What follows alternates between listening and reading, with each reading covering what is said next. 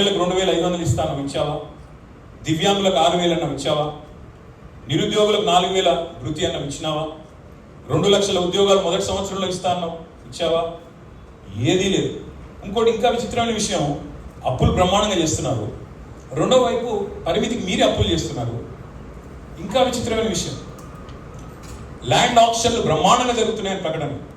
234 కోట్లకు 35 కోట్లకు ఎకరం పోయిందని చెప్తున్నారు. మరి ఆ డబ్బులను ఎక్కడ పోతున్నాయి? ఆ డబ్బులతో ఎందుకు నువ్వు చెప్పిన గ్యారెంటీలు, 420 హామీలు, 13 డిక్లరేషన్లు ఎందుకు అమలు చేయవు? ఎక్కడ పోతున్నాయి డబ్బులని? 4 లక్షల కోట్ల డబ్బులు. ఉద్యోగులకు పిఆర్సీ ఇవ్వవు, పెన్షనర్లకు రిటైర్మెంట్ బెనిఫిట్లు ఇవ్వవు, పోనీ మా జర్నలిస్టులకు ఇంటి స్థలాలు ఇవ్వవు. అన్నీ నువ్వే కదా ఇచ్చిన హామీలు, ఏది అమలు చేయలేదు ఇప్పటివరకు. ఏ ఒక్కటి మీరు ఇచ్చింది 420 హామీలు. ఇవాళ ఈ రోజు మీరు చూస్తే, అప్పుల పరంగా చూస్తే, ఈ ఏడాది లక్ష్యం తెలంగాణ ప్రభుత్వంది 55,000 కోట్ల అప్పు, కానీ ఇప్పటికే 78,000 కోట్లు తెచ్చారు. అంటే 23,000 కోట్లు ఎక్స్ట్రా అప్పు తెచ్చారు ఆల్రెడీ. ఇది న్యాయ లెక్కలు కాదు. మీరు కావాలంటే దీన్ని you can hold me to scrutiny, you can call any of the financial experts, మీరు పిలవండి, నేను కూడా వస్తాను. ఇవన్నీ కూడా కాగ్ ఆడిటెడ్ లెక్కలు. ఇంకా దరిద్రమైన పరిస్థితి ఏంటంటే, నాకు ఇక్కడ కాగ్ది కూడా సమాచారం మీకు ఇస్తాను కావాలంటే. I leave the entire set with press club, I can cross checking. ఎంత పచ్చి అబద్ధాలు ముఖ్యమంత్రి, డిప్యూటీ సీఎం చెప్తున్నారంటే, మీరు తెచ్చిన అప్పుకు మిత్తులు కట్టడానికి సరిపోతుంది అంటాడు. నేను ఎంత కడుతున్నాను అని చెప్పి కాగు లెక్కలు తీసిన. నెలకు 2,000 కోట్లకు మించి ఎన్నడూ కట్టలేదు. 2,000, 2,500 కోట్లు యావరేజ్. కానీ చెప్పేది ఎట్లా చెప్తున్నారు? నెలకు 6,000 కోట్లు. ఇవాళ తెలంగాణకు మళ్ళీ ముప్పు పొంచి ఉంది.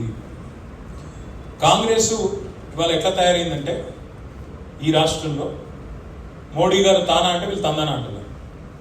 మా మెడ మీద కత్తి పెట్టి ఆనాడు మీరు మోటార్లకు మీటర్లు పెడతారా, సస్తారా, లేకపోతే 30,000 కోట్ల లోను నేను ఇవ్వము, FRBM లిమిట్స్ పెంచము అంటే కేసీఆర్ గారు అది వదులుకున్నారు.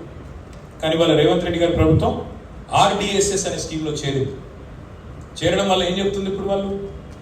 మేము పెట్టము మోటార్లకు మీటర్లకు ముఖ్యమంత్రి గారు పైకి చెప్తున్నారు. కానీ ఏం చెప్తున్నారు? ట్రాన్స్ఫార్మర్లకు పెడతామని చెప్తున్నారు.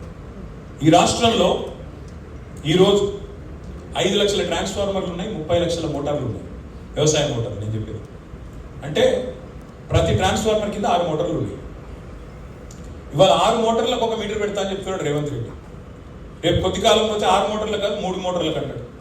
ఆ తర్వాత మోటార్కు 1 మీటర్ పెడతా అంటాడు. ఎందుకంటే ఈయన మాటలు ఎవరు నమ్ముతారు? చివరి గింజ ధాన్యం కొంటా అన్నాడు, చివరి దాకా ప్రతి చివరి గింజ కొంటా అన్నాడు. తొలి గింజనే కొనలేదు కదా నువ్వు సరిగ్గా. 6 కాలం కష్టపడి రైతులు పండిస్తే 60 రోజులు ధాన్యం కొనుగోలు కేంద్రాల్లో ఇవాళ దిక్కులు చూడాల్సిన పరిస్థితి. ఈ రాష్ట్రంలో కళ్ళకద్దుకొని ధాన్యం కొనే ప్రభుత్వాన్ని వదులుకొని ఇవాళ కాలు పట్టుకున్న ధాన్యం కొన అంటున్న ప్రభుత్వాన్ని తెచ్చుకున్నాం ఈ తెలంగాణలో. అందుకే ముప్పు పొంచి ఉంది అంటున్నాం. మోటార్లకి మీటర్లు పెట్టే ప్రభుత్వం, రైతు డిస్కమ్ అట.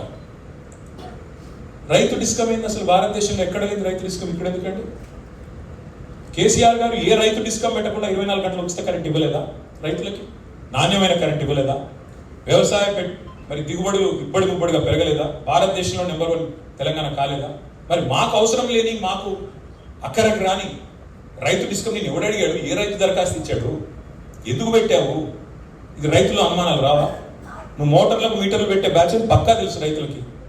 ఎందుకంటే మోడీ గారు ఏమంటే నువ్వు చేస్తావు. పైన మోడీ ప్రభుత్వం, ఇక్కడ జోడీ ప్రభుత్వం, ఇద్దరు కలిసే ఉన్నారు, కలిసికట్టుగా నడుస్తున్నారు. అలా అనుమానం కూడా అక్కర్లేదు. 100% నేను చెప్తున్నా, తెలంగాణ రైతులు పారా హుషార్, తస్మాత్ జాగ్రత్త. ఈ దుర్మార్గులు చెప్పింది చేయరు, చేసింది చెప్పరు. చెప్పారు కదా రైతు డిక్లరేషన్లో కౌలు రైతులకు